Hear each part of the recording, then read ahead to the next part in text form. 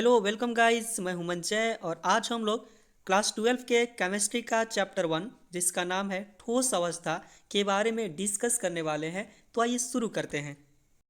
और इस चैप्टर को डिस्कस करने से पहले कुछ इंपॉर्टेंट बातों को डिस्कस कर लेते हैं।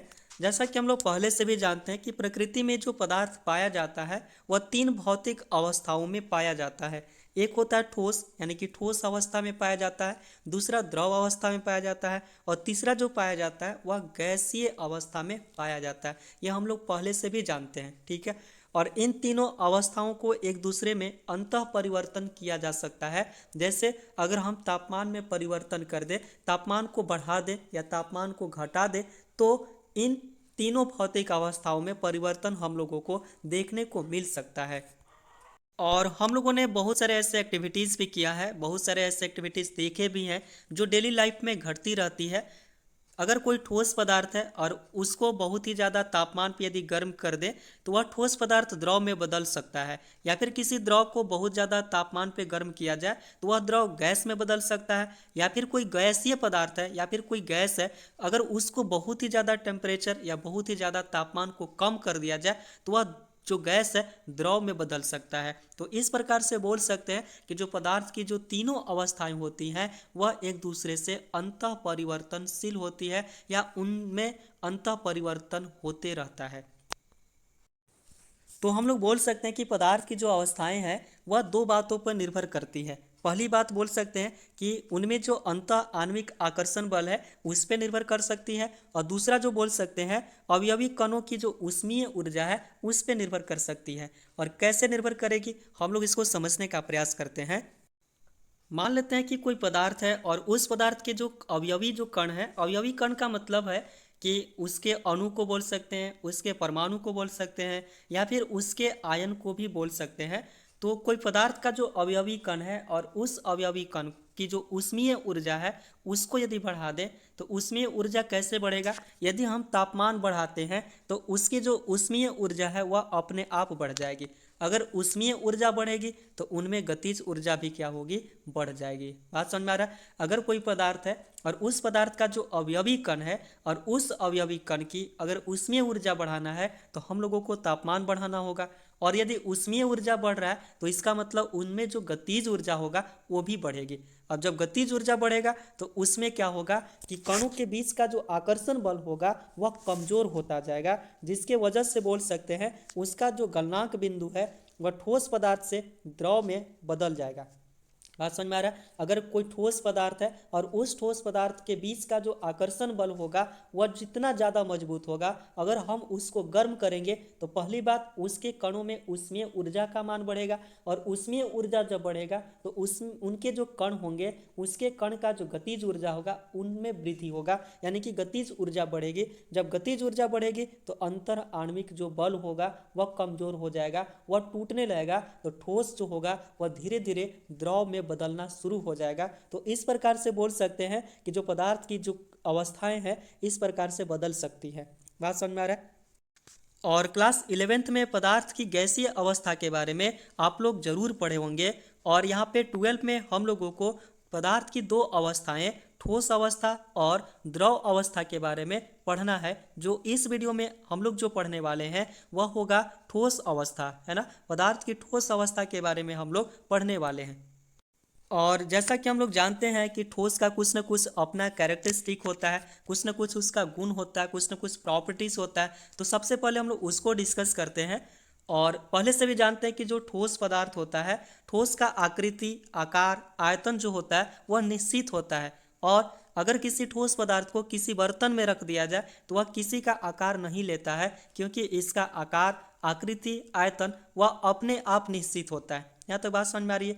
दूसरी बात हम लोग बोल सकते हैं कि जो ठोस पदार्थ होता है उसके कणों के बीच जो अंतः आकर्षण जो बल होता है वह बहुत ही मजबूत होता है या बहुत ही ज़्यादा होता है, जिसकी वजह से बोल सकते हैं कि जो ठोस पदार्थ होते हैं वह कठोर होते हैं। और तीसरा कैरेक्टरिस्टिक कुछ इस प्रकार से हम लोग बोल सकते हैं कि जो ठोस पदार्थ होते हैं और उस ठोस पदार्थ के कणों के बीच का जो रिक्त स्थान होता है वह बहुत ही कम होता है। इसका मतलब कि जो अंतराणविक जो दूरियां हैं वह बहुत ही कम होता है।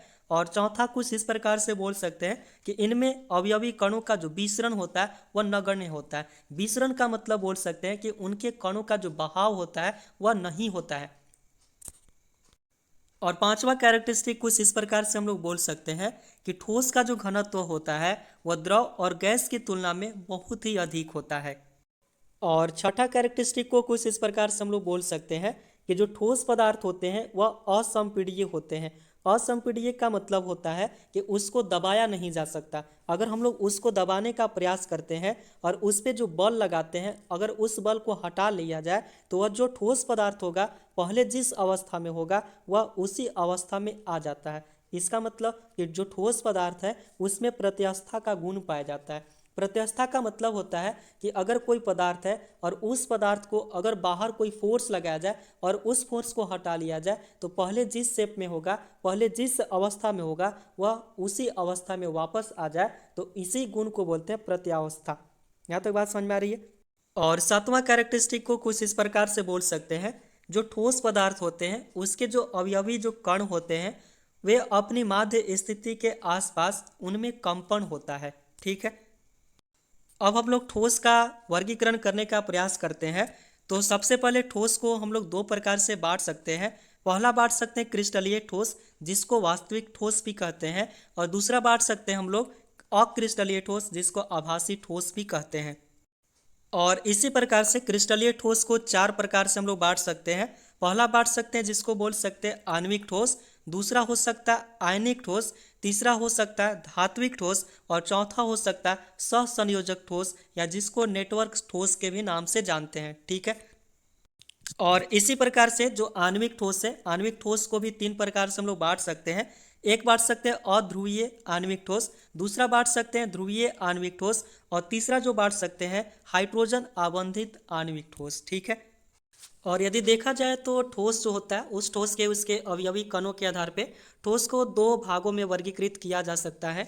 एक हम लोग बांट सकते हैं क्रिस्टलीय ठोस और दूसरा बांट सकते हैं अक्रिस्टलीय ठोस। ठीक है, तो सबसे पहले हम लोग डिस्कस करेंगे क्रिस्टलीय ठोस के बारे में।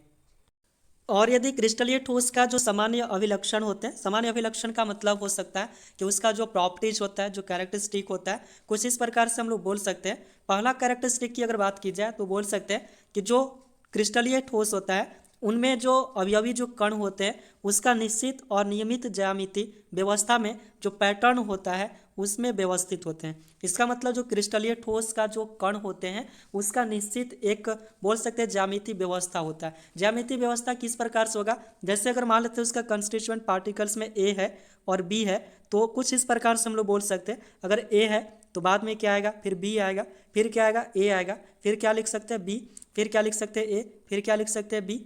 तो इस प्रकार से इसका पैटर्न जो होगा वह रेगुलर होगा।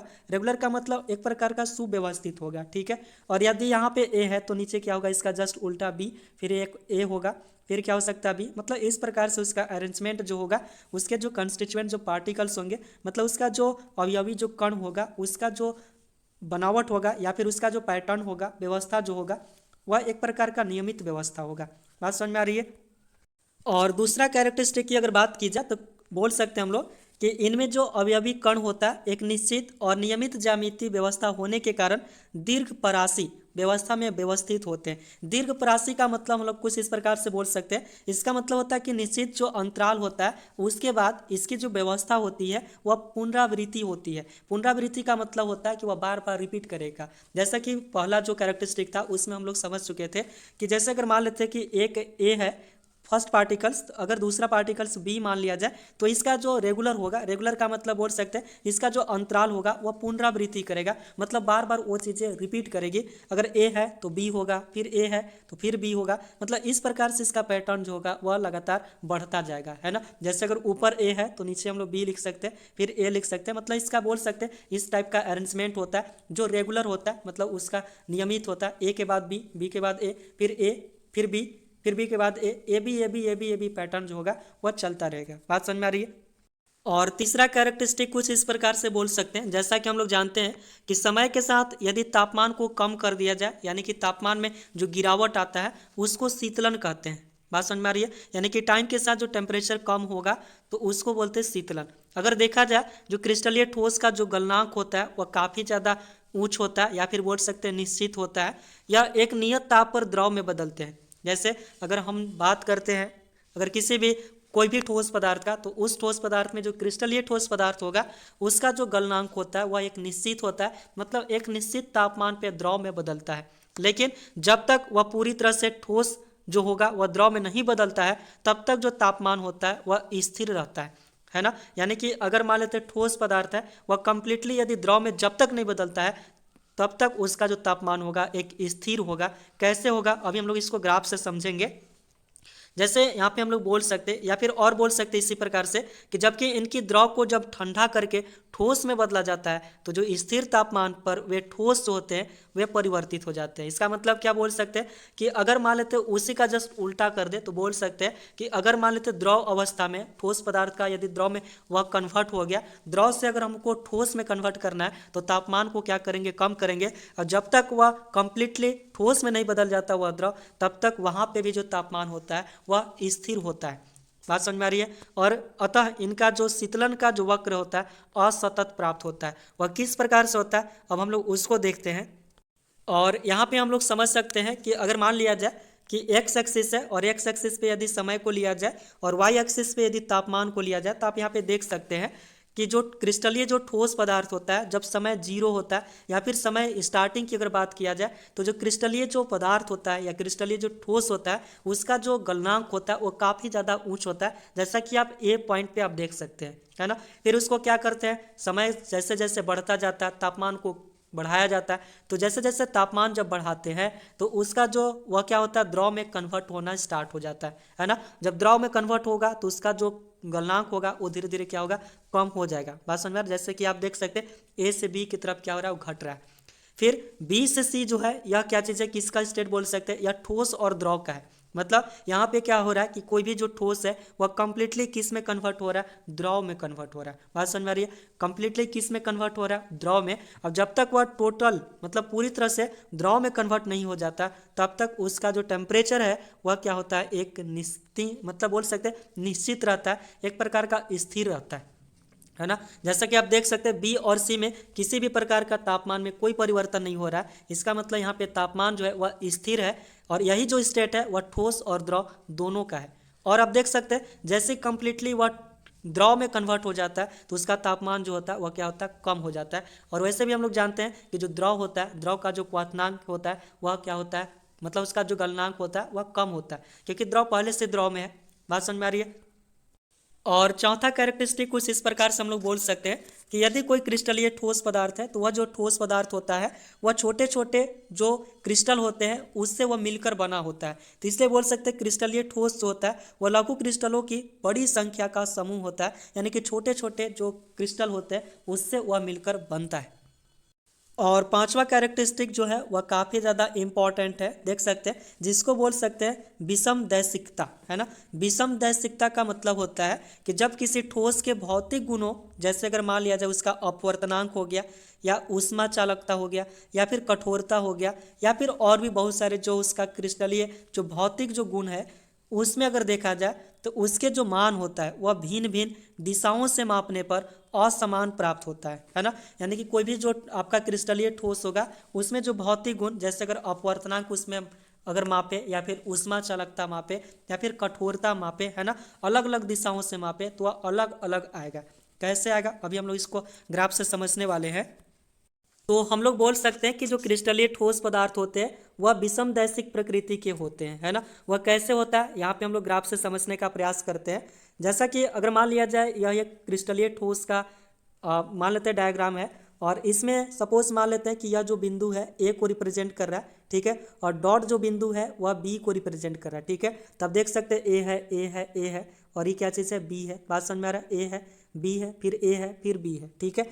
और इसका डायरेक्शन देखते हैं अलग अलग, अभी देखें कि अलग अलग डायरेक्शन पे यदि इसका देखेंगे तो अलग अलग मान आएगा। अब कैसे आता है देख सकते हैं। पहला डायरेक्शन हम लोग देख सकते हैं ए बी, है ना।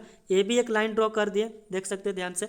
और उसमें ए बी में अगर डायरेक्शन की अगर बात की जाए तो आप देख सकते हैं उसका कंस्टिट्यूएंट पार्टिकल्स का जो पैटर्न है वहाँ पे आप देख सकते हैं अगर ए माने हैं तो ए ए ए ए है ना। केवल ए अरेंजमेंट वहाँ पे आप देख सकते हैं। लेकिन अगर इसी प्रकार से हम लोग दूसरा डायरेक्शन अगर इसमें मापने की कोशिश करें जिसमें आप देख सकते हैं क्या चीज़ सी डी है, तो सी डी एक प्रकार का लाइन है और उसका डायरेक्शन में हमको बताना कि कंस्टिट्यूएंट पार्टिकल्स का। तो आप देख सकते हैं पहला क्या चीज़ है, ए है, फिर बी है, फिर ए है, फिर बी है, फिर ए है, फिर बी है, फिर ए है, आगे फिर बी होगा। बात समझ में आ रहा है? यानी कि आप किसी भी डायरेक्शन से ले लीजिए और उस डायरेक्शन में अगर इसको मेजर करके देखेंगे तो इसका मान जो आएगा वह बिल्कुल अलग अलग आएगा। बात समझ में आ रही है? और छठा कैरेक्टरिस्टिक को कुछ इस प्रकार से हम लोग बोल सकते हैं कि इन्हें वास्तविक ठोस भी कहा जाता है, ट्रू, जिसको ट्रू सॉलिड के नाम से भी जानते हैं। वास्तविक जो ठोस होता है, यह एग्जाम में भी पूछा हुआ क्वेश्चन है कि वास्तविक ठोस किसे कहते हैं, तो वास्तविक ठोस क्रिस्टलीय ठोस को कहते हैं। क्यों कहेंगे? इसके पीछे रीजन हो सकता है कि इनके जो द्रव को जो ठंडा करने पर अवयवी कणों की जो व्यवस्था होता है उसमें किसी भी प्रकार का कोई परिवर्तन देखने को नहीं मिलता है। और सातवां कैरेक्टरिस्टिक को कुछ इस प्रकार से हम लोग बोल सकते हैं कि जब इसको तेज धार वाले चाकू या फिर किसी भी औजार से काटा जाता है तो आप देख सकते हैं वह जो क्रिस्टलीय जो ठोस होगा, उस क्रिस्टलीय ठोस का जो विदलन जो होता है वह बिल्कुल कैसा होगा, चिकनी होगा या फिर सपाट सतह द्वारा होता है ना। यानी कि आप उसको कितना भी तोड़ दीजिए छोटे छोटे पार्ट में तो वह क्रिस्टल का जैसा आयनिक जो फॉर्म होगा या फिर जैसा क्रिस्टल होगा वह उसी प्रकार को आपको देखने को मिल सकता है और उसका जो सतह होगा बिल्कुल चिकना सतह आपको देखने को मिल सकता है। बात समझ में आ रही है? और यदि अक्रिस्टलीय ठोस की अगर बात की जाए तो क्रिस्टलीय ठोस का जितना भी प्रॉपर्टीज होता है, जितना भी उसका कैरेक्टरिस्टिक होता है, जस्ट उसका यह उल्टा होता है। तो आइए इसको भी हम लोग डिस्कस करते हैं। और पहला अक्रिस्टलीय ठोस का अगर हम लोग कंपेयर करें क्रिस्टलीय ठोस से या फिर इसके कैरेक्टरिस्टिक को डिस्कस करें तो कुछ इस प्रकार से बोल सकते हैं कि जो अक्रिस्टलीय ठोस होता है उनमें जो अवयवी जो कण होता है उसका अनिश्चित और अनियमित व्यवस्था में व्यवस्थित होते हैं। यानी कि जो अक्रिस्टलीय ठोस में जो उसके जो पार्टिकल्स होंगे उसके जो अवयवी जो कण होता है, कण जो होते हैं उसका किसी भी प्रकार का अरेंजमेंट नहीं होता है, मतलब इरेगुलर होता है। इरेगुलर का मतलब हुआ कि ए के बाद क्या आ सकता है, बी, बी के बाद फिर बी आ सकता है, फिर ए आ सकता है, फिर ए आ गया है ना, या फिर लगातार ए आ गया, फिर बी आ सकता है। मतलब देख सकते हैं इसका कोई ऑर्डर ही नहीं है ना। यह क्या चीज़ है, इसका किसी भी प्रकार का निश्चित मतलब व्यवस्था ही नहीं है, कोई ऑर्डर ही नहीं है। बात समझ में आ रही है? तो इस प्रकार का इसका व्यवस्था होता है। जो इसके कंस्टिट्यूएंट जो पार्टिकल्स होते हैं, इसके जो अवयवी कण होते हैं उसका बनावट जो होता है, उसका जो अरेंजमेंट होता है वह अनिश्चित होता है। बात समझ में आ रही है? बल्कि अगर देखा जाए क्रिस्टलीय ठोस में तो उसका एक निश्चित उसका व्यवस्था होता है, जैसे ए के बाद बी आया, फिर ए आएगा, फिर बी आएगा, फिर ए आएगा, है ना, कुछ इस प्रकार से। लेकिन अक्रिस्टलीय ठोस में ऐसे देखने को नहीं मिलता है। और इसके जो सेकेंड कैरेक्टरिस्टिक है कुछ इस प्रकार से हम लोग बोल सकते हैं कि जो अवयवी कण जो होता है वो लघु परासी व्यवस्था में व्यवस्थित होते हैं। लघु परासी जो अभी हमने बताया आपको कि उसका जो सूक्ष्म अंतराल में बोल सकते हैं, उसके बाद जो अवयवी कणों की जो व्यवस्था होगा वह पुनरावृत्ति होगा। यानी कि अगर ए है इसके बाद बी आया तो हो सकता है कि बी आए फिर बी आए, है ना, कुछ इस प्रकार से हो सकता है कि फिर ए आ जाए, फिर ए आ जाए, फिर ए आ जाए, है ना। यानी कि किसी प्रकार का निश्चित ऑर्डर नहीं है। और तीसरा कैरेक्टरिस्टिक कुछ इस प्रकार से बोल सकते हैं कि जो अक्रिस्टलीय ठोसों का जो गलनांक होता है वह अनिश्चित होता है। यानी कि अगर मान लिया जाए कोई अक्रिस्टलीय ठोस है उसका गलनांक कुछ है तो दूसरा अक्रिस्टलीय जो ठोस होगा उसका जो गलनांक होगा वो कुछ अलग होगा। बात समझ में आ रहा है? और उस क्रिस्टलीय ठोस को जब गर्म कर देते हैं तो गर्म करने पर सर्वप्रथम वह नर्म होता है। नर्म का मतलब वह मुलायम हो जाएगा, है ना। यानी कि जो अक्रिस्टलीय ठोस होगा यदि हम उसको गर्म करेंगे तो वह नर्म हो जाएगा, मतलब कोमल हो जाएगा। बात समझ में आ रहा है? फिर इसके बाद जब उसको हम लोग पिघलाना प्रारंभ करते हैं तो उसका शीतलन वक्र सतत प्राप्त होता है। अब इस शीतलन वक्र क्या होता है भाई? शीतलन वक्र का मतलब होता है कि उसका एक बहाव होता है। यानी कि बहाव कैसे होगा? कंस्टिट्यूएंट जो पार्टिकल्स होते हैं उसका एक डायरेक्शन होता है उसका बहाव का। मान लेते हैं कि यह अक्रिस्टलीय ठोस है और अक्रिस्टलीय ठोस में मान लेते हैं कि यहाँ पे उसके कंस्टिट्यूएंट पार्टिकल्स है, तो हो सकता है कि कुछ समय बाद या फिर बहुत दिनों के बाद ये जो कंस्टिट्यूएंट पार्टिकल्स है यहाँ से क्या आ जाए, यहाँ पे आ जाए। बात समझ में आ रहा है? तो इस प्रकार से बोल सकते हैं कि इसका शीतलन वक्र जो होता है मतलब इसका जो बहाव जो है इस प्रकार को देखने को मिलता है। और जैसा कि हम लोग देख सकते हैं कि जैसे जैसे तापमान को हम लोग क्या कर रहे हैं, बढ़ा रहे हैं, तो समय जैसा जैसा बीतता जाएगा तो उसका तापमान जो होगा वह कम होता जाएगा। इसका मतलब क्या चीज़ है कि जो अक्रिस्टलीय ठोस होगा और उसका जो गलनांक होगा वह अनिश्चित होगा, है ना। यानी कि आप देख सकते हैं यहाँ तापमान था और समय यहाँ था, है ना, इस टाइम पे, तो आप देख सकते हैं इसका जो गलनांक था वह कुछ और शो कर रहा था, लेकिन जैसे जैसे टाइम बीतता गया उसका गलनांक जो है कुछ और शो करने लगा। बात समझ में आ रही है? और यदि फोर्थ कैरेक्टरिस्टिक की अगर हम लोग बात करें तो कुछ इस प्रकार से बोल सकते हैं कि जो अक्रिस्टलीय ठोस होता है उसका जो स्ट्रक्चर होता है वह द्रवों के समान होता है, यानी कि द्रव में बहाव का गुण पाया जाता है। और यहाँ पे देख सकते हैं जो अक्रिस्टलीय ठोस होता है उसमें भी बहाव का गुण पाया जाता है, लेकिन द्रवों की अपेक्षा इसमें काफ़ी ज़्यादा कम पाया जाता है। इसका मतलब कि इसका बहाव का जो दर होता है बहुत ही कम होता है, मतलब बहने में बहुत ही ज़्यादा टाइम लगता है। मतलब इसके जो पार्टिकल्स होते हैं, इसके जो अणु होते हैं, इसके जो आयन्स होते हैं, एक स्थान से दूसरे स्थान तक तो जाते हैं बट बहुत ही टाइम लगता है ना। इसीलिए जो अक्रिस्टलीय ठोस होता है उसको अतिशीतित द्रव के नाम से भी जाना जाता है। अतिशीतित द्रव जिसको इंग्लिश से बोला जाता है सुपर कोल्ड लिक्विड, है ना।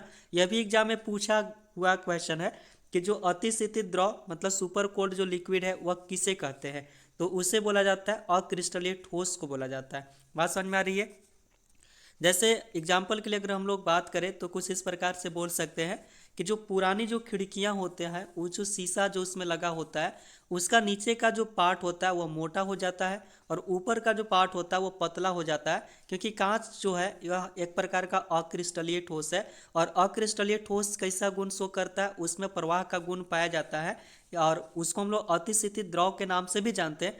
तो खिड़कियाँ जो होती है कांच के जो बनी होती है उसके जो ऊपर के पार्ट का जो पार्टिकल्स होता है वह धीरे धीरे बहकर नीचे आ जाता है, इसलिए ऊपर का जो पोर्शन होता है वो पतला हो जाता है और नीचे का जो पोर्शन होता है वह मोटा हो जाता है। यहाँ तक बात समझ में आ रही है। और यदि हम लोग पांचवा कैरेक्टरिस्टिक की अगर बात करें तो कुछ इस प्रकार से हम लोग बोल सकते हैं कि यह समदैशिक प्रकृति के होते हैं। समदैशिक का मतलब क्या होता है कि जब इनके भौतिक गुणों जैसे अपवर्तनांक हो गया, चालकता हो गया, कठोरता हो गया या घनत्व हो गया, है ना, आदि का जब मापन अलग अलग दिशाओं से अगर करते हैं तो इनके जो मान होता है वह समान होता है। कैसे समान होगा, अभी हम लोग देख सकते हैं कि अगर मान लेते हैं इसका कुछ अरेंजमेंट इस प्रकार से ए है, बी है, बी है, बी है, ए है ना, या फिर मान लेते हैं यहाँ बी है, ये भी बी है, ये भी बी है, फिर ए है। क्योंकि हम लोग जानते हैं कि जो कैरेक्टरिस्टिक होता है जो या बोल सकते हैं कि जो अक्रिस्टलीय ठोस होता है उसका जो अरेंजमेंट होता है बिल्कुल क्या होता है वह इरेगुलर शेप का होता है। तो आप देख सकते हैं कहीं पे भी यदि आप इसको क्या कर सकते हैं, मतलब कहीं से भी डायरेक्शन यदि आप देखेंगे तो इसका आप बोल सकते हैं कि हर जगह का मान जो आएगा वो सेम आएगा। कैसे सेम आएगा अभी देख लेते हैं।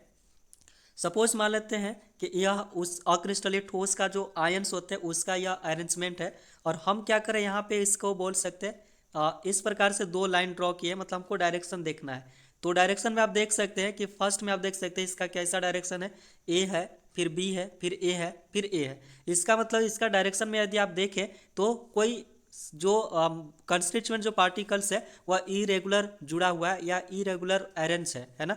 यानी कि ए के बाद बी है, फिर ए है, फिर ए है, यानी कि हो सकता है कि आगे कुछ भी हो सकता है, मतलब ऑर्डर जो है वो रेगुलर नहीं है। यदि आप इसमें भी देख सकते हैं तो यहाँ पे आप देख सकते हैं बी है, बी है, बी है, ए है, ए है। तो यहाँ पे भी आप देख सकते हैं दूसरे डायरेक्शन में भी इसका जो शेप है, शेप या बोल सकते हैं इसका जो अरेंजमेंट है पार्टिकल्स का वह बिल्कुल ही एक जैसा नहीं है, अलग अलग है। तो आप कोई भी डायरेक्शन ले लीजिए इसका जो अरेंजमेंट आएगा वह एक जैसा नहीं आएगा, इसलिए बोला जाता है कि यह समदैशिक नेचर का होता है। बात समझ में आ रही है। और यदि छठा कैरेक्टरिस्टिक की अगर बात की जाए तो कुछ इस प्रकार से हम लोग बोल सकते हैं कि जो अक्रिस्टलीय ठोस होता है उसको तेज धार वाले चाकू या फिर किसी अन्य औजार से अगर उसको काटते हैं तो अनियमित रूप से उसका जो विदलन होता है ना, अर्थात जो खुरदरी सतह द्वारा इनका विदलन होता है। इसका मतलब आप यदि जब अक्रिस्टलीय ठोस को यदि काटेंगे तो उसका जो सरफेस आने वाला है बिल्कुल रूखरा आएगा, मतलब खुरदरा सतह आने वाला है। बात समझ में आ रही है। और सेवेंथ जो कैरेक्टरिस्टिक है कुछ इस प्रकार से बोल सकते हैं कि जो अक्रिस्टलीय ठोस होता है उसको आभासी ठोस भी कहते हैं। आभासी ठोस इसलिए बोलते हैं क्योंकि जब इसको गर्म करते हैं तापमान के निश्चित परास पर यह क्रिस्टलीय ठोस में परिवर्तित हो जाता है ना। यानी कि अक्रिस्टलीय ठोस है, जब उसको बहुत ज़्यादा गर्म कर देते हैं तो वह क्रिस्टलीय ठोस में बदल जाता है। जैसे आप देख सकते हैं यह अक्रिस्टलीय ठोस का बनावट है, आप यहाँ पे देख सकते हैं बहुत ही इरेगुलर शेप का है। जैसे जब इसको गर्म करते हैं तो यह क्या होता है, इसके पार्टिकल्स होते हैं अरेंज हो जाते हैं और किस टाइप में बदल जाते हैं, क्रिस्टलीय ठोस में, है ना। तो क्वार्ट्ज क्वार्ट्ज का हम लोग एग्जाम्पल दे सकते हैं। क्वार्ट्ज एक ऐसा ठोस है जो दोनों में हो सकता है, अक्रिस्टलीय भी हो सकता है और क्रिस्टलीय भी हो सकता है। अक्रिस्टलीय जब होता है जब उसको गर्म कर देते हैं क्वार्ट्ज को तो वह क्रिस्टलीय ठोस में बदल जाता है। बात समझ में आ रही है। अब थोड़ा हम लोग देख सकते हैं अक्रिस्टलीय ठोस जो होता है उसका उपयोग कहाँ कहाँ होता है। तो जो अक्रिस्टलीय ठोस होता है जैसे बोल सकते हैं कांच जो होता है एक प्रकार का अक्रिस्टलीय ठोस ही होता है जिसका जो उपयोग जो किया जाता है प्रयोगशाला में उसके जो उपकरण होते हैं या फिर जो घरेलू जो सामग्री होता है या जो सजावटी सामान होता है उसके बनाने में अक्रिस्टलीय ठोस का उपयोग किया जाता है। बात समझ में आ रही है। और भी इसका उपयोग होता है, जैसे आप देख सकते हैं जो संश्लेषित और जो प्राकृतिक रबर होता है उसका जो उपयोग किया जाता है, जैसे टायर हो गया, ट्यूब हो गया, जूते हो गया, खिलौने आदि बनाने में अक्रिस्टलीय ठोस का यूज किया जाता है। बात समझ में आ रही है। और तीसरा यूज की अगर बात करें तो जो संश्लेषित जो बहुलक होता है उसका जो उपयोग होता है वह बहुत सारे क्षेत्रों में किया जाता है। ठीक है। और अक्रिस्टलीय ठोस का एक बहुत ही इम्पॉर्टेंट उसका यूज होता है, जो अक्रिस्टलीय जो सिलिकॉन होता है उसका उपयोग जो किया जाता है, जो प्रकाश वोल्टीय जो सेल होता है उसमें प्रकाश ऊर्जा को विद्युत ऊर्जा में परिवर्तित करने में किया जाता है। यानी कि जो सिलिकॉन होता है उस सिलिकॉन का यूज किया जाता है सोलर में। आप जानते भी होंगे सोलर का काम क्या चीज़ होता है, प्रकाश ऊर्जा को विद्युत ऊर्जा में कन्वर्ट करना है ना। तो उसमें जो बेसिकली जो यूज किया जाता है वह अक्रिस्टलीय सिलिकॉन का यूज किया जाता है। बात समझ में आ रही है। गाइज आई होप कि यह वीडियो आपको पसंद आया होगा। यदि वीडियो पसंद आता है तो वीडियो को लाइक कीजिए, चैनल को सब्सक्राइब कीजिए और हो सके तो इसे अपने दोस्तों में ज़्यादा से ज़्यादा शेयर कीजिए। और नेक्स्ट वीडियो में हम लोग डिस्कस करेंगे जो क्रिस्टलीय ठोस होता है उस क्रिस्टलीय ठोस के जितने भी प्रकार होते हैं, उसके जितने भी वर्गीकरण होते हैं, जितना भी क्लासिफिकेशन होता है, सारे टाइप्स को हम लोग पढ़ने वाले हैं। तो मिलते हैं नेक्स्ट वीडियो में, तब तक के लिए बाय।